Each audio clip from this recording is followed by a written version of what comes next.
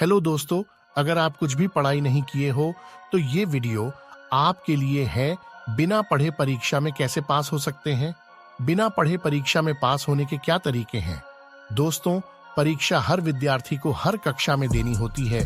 किसी भी कक्षा की फाइनल परीक्षा की तैयारी के लिए विद्यार्थियों के पास पूरा 1 साल होता है। अब कई बार अलग अलग कारणों से विद्यार्थी परीक्षा की बिल्कुल भी तैयारी नहीं कर पाते हैं, या कई बार बिल्कुल अचानक कोई परीक्षा आ जाती है जिसके लिए विद्यार्थियों की तैयारी बिल्कुल 0 होती है। ऐसे में उस परीक्षा के लिए हर विद्यार्थी के मन में यह बात जरूर आती है कि वे बिना पढ़े उस परीक्षा में कैसे पास हो सकते हैं, यानी कि बिना पढ़े परीक्षा में पास होने का तरीका क्या है। यहाँ हम इसी की बात करेंगे कि यदि आप बिना पढ़े पास होना चाहते हैं तो उसके लिए आपको कौन से तरीके अपनाने हैं। बिना पढ़े परीक्षा पास होने के लिए आपको निम्नलिखित तरीके अपनाने होंगे।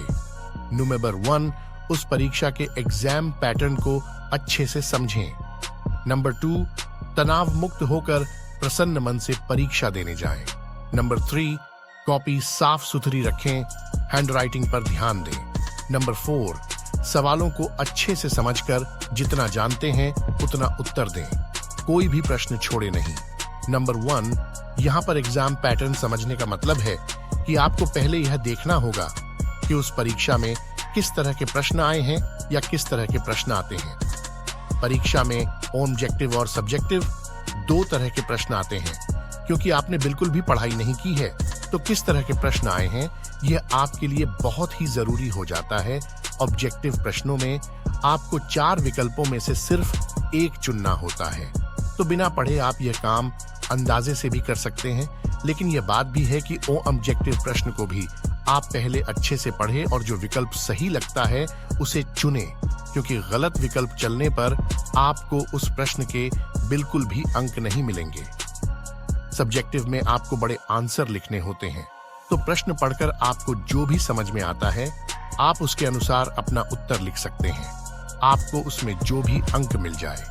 नंबर 2, बिना पढ़े अगर आप परीक्षा में पास होना चाहते हैं तो यह बहुत जरूरी है कि परीक्षा देने के लिए आप तनाव मुक्त यानी टेंशन फ्री होकर खुशी मन से जाएं। भले ही अपने कुछ पढ़ा नहीं है, लेकिन अगर आप इस बात को लेकर टेंशन लेंगे तो उस तनाव के कारण परीक्षा में बिल्कुल कुछ भी नहीं लिख पाएंगे। वहीं अगर आप टेंशन फ्री होकर जाते हैं तो आपका दिमाग परीक्षा में अच्छे से सोच सकेगा। नंबर 3, कुछ भी पढ़ा नहीं होने के कारण आपके उत्तर तो बहुत सही होंगे नहीं।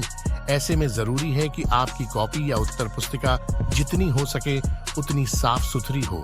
ऐसे में आपको अपनी हैंडराइटिंग पर भी काफी ध्यान देना होगा।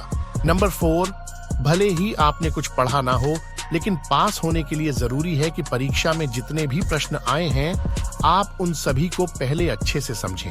प्रश्न को अच्छे से समझकर उसके बाद आपके मन में उससे यानी उसके उत्तर से संबंधित जो भी आता है आपको उसे लिखना है। हर प्रश्न के लिए आप जितना भी जानते हैं आपको उतना लिखना है। भले ही आपने कुछ पढ़ा नहीं होगा, लेकिन अगर आप याद करने की कोशिश करेंगे तो आपको कुछ ना कुछ जरूर याद आ जाएगा। इसीलिए हर प्रश्न को अच्छे से समझें, दिमाग पर जोर डालें और जो भी आपके घर में आता है आप उत्तर में उसे लिख दें। अंत में आपके लिए प्रो टिप्स वर्टिकल बार यह भी बहुत जरूरी है कि आप परीक्षा में आए किसी भी प्रश्न को छोड़े नहीं। अगर आप छोड़ते हैं तो आपको उस प्रश्न के अंक नहीं मिलेंगे, लेकिन अगर आप कुछ भी लिख देते हैं तो आपको कुछ अंक तो मिल सकते हैं। ऑब्जेक्टिव प्रश्नों में तो आप अगर नहीं भी जानते हैं तो तुक्का मारकर सारे प्रश्न कर सकते हैं, लेकिन सब्जेक्ट में भी जैसा हमने ऊपर कहा आपको कोई भी प्रश्न छोड़ना नहीं है। प्रश्न को अच्छे से पढ़ना है, उसके बाद आपको जो भी समझ में आता है और आपके हिसाब से जो भी उत्तर सही लगता है आपको वह लिख देना है। ऐसे ही वीडियो के लिए हमारे वीडियो को लाइक एंड चैनल को सब्सक्राइब कर दीजिए। जय हिंद, जय भारत।